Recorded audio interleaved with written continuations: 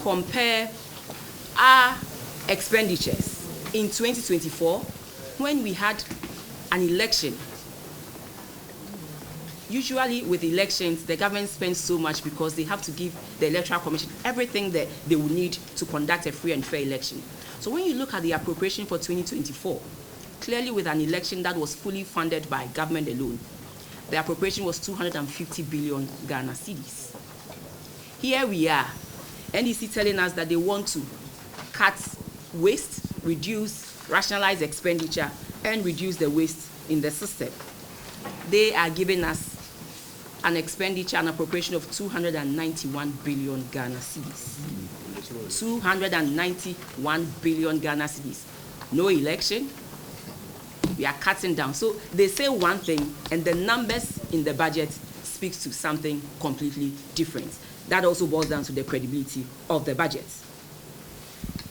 Let me come to the uncapping that the minister spoke about.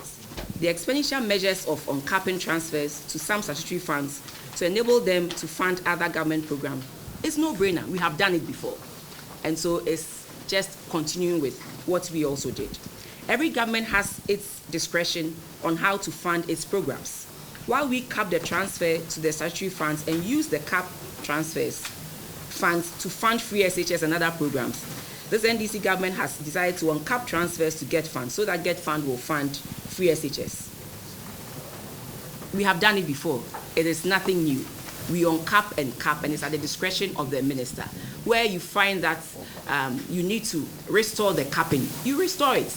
And we did that in 2017 when we realized that NHIS was saddled with a debt of about 2 billion Ghana cedis in claims. In 2016, that was what the NDC left for us, and we made sure we provided enough funds by restoring the cap funds in NHI to enable them pay this. So we have done it before. It is nothing new. And so we were thinking that with the rate setting, something innovative was going to come up, but nothing new came up. We have done it before, and it is normal. Also, by virtue of the debt restructuring, let me say that the government absorbed the GET Fund debt. And so once we absorb the GET Fund debt, there's more room for GET Fund to take on other equally important things. When you also look in the budgets that they provided for us, you realize that all funding coming from the oil revenues, that's the annual budget funding amount, the ABFA, every little fund coming from that has been put into the big push, 13.8 billion, which includes our mineral royalties and the oil revenue as well.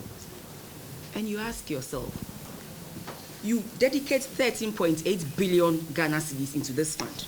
But when you look in the budget, this is supposed to be their documents for policy and directions.